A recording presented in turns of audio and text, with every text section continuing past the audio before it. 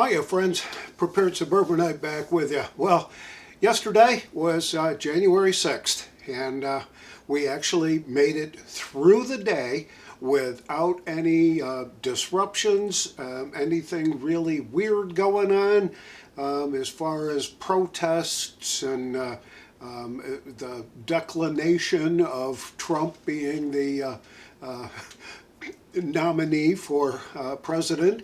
And so he was certified by Congress yesterday without a hitch. So that's the good news. And now some of the bad news. Joe Biden has probably got to be the absolute worst president we have ever had.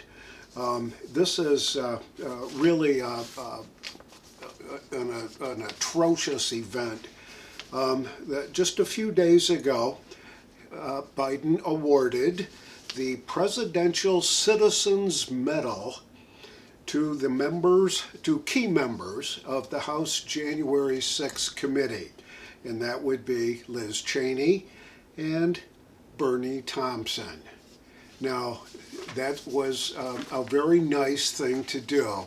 But I don't think Biden has the mental capacity to really understand how much that was despised by more than half this country.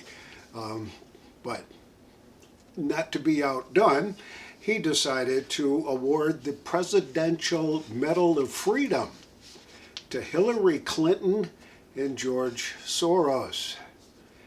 Now, that really ought to drive a message home that somebody like George Soros is being recognized with the Presidential Medal of Freedom. Oh my God. Joe Biden, this is your legacy, so eat it. Anyway, and just this morning I saw this one, that Biden ships off 11 prisoners from Guantanamo Bay to a U.S. ally in a secret operation before leaving office.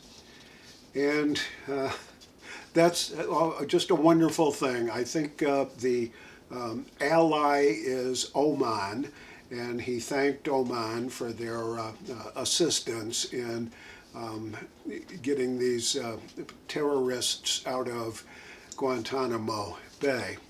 And the other thing that he's done that just kind of makes everything just absolutely wonderful and warm for all of us folks that struggle from day to day trying to figure out how we're going to fill our gas tanks is that he put a lid on all offshore drilling off the coast of the United States. And that, I think, is in response to Donald Trump's drill, baby, drill.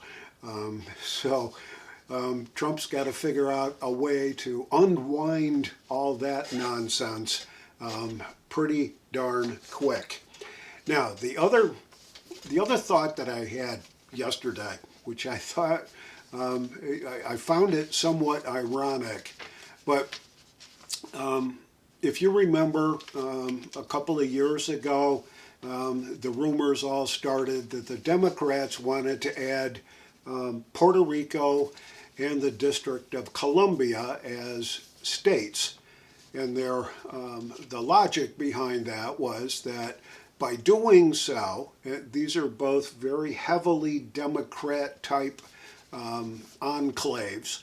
And so they figured in their logic that we add them as a state and we'll get more senators, 2 from each new state. So 2 from D.C., 2 from Puerto Rico. That would give them 4 more Senate seats and probably the majority in the Senate.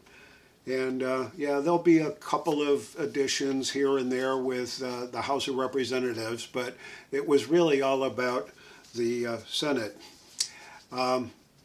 So, gee whiz, how about this? Donald Trump has recently been touting the fact that he wants to see Canada become the 51st state. Well, I don't know if we can really pull that off, but I think that's a terrific idea. So the way I was looking at it is that we could possibly end up with 60 states by the time this is all done.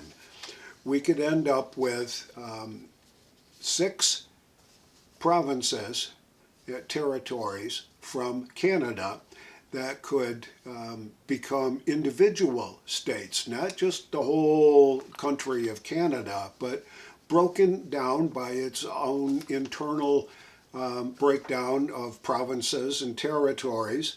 So we'd get Alberta, British Columbia, Saskatchewan, Yukon, the Northwest Territory, and Nunavut, which that was a new term for me, but apparently in 1999, Nunavut, which is in the very northern part of Canada, which was part of the Northwest Territories, it split off from the Northwest Territory and became its own province. Now, I don't follow Canadian geography all that closely, but I do have a number of friends that live in Canada, and they were pretty much disgusted by Justin Trudeau's leadership, and I'm sure that they're all applauding right now the fact that he has resigned, but there's a caveat in there, so don't take it to the bank yet. He said that he would resign after the election would happen. And so what he's going to do is put in a puppet leftist, liberal leftist, to take his place, and then he'll resign, and assuming that that's going to hold the course for Canada. Well, anyway, back to the topic of 60 states. Donald Trump has also floated the idea that Greenland might be a great thing to have as a new state in the United States.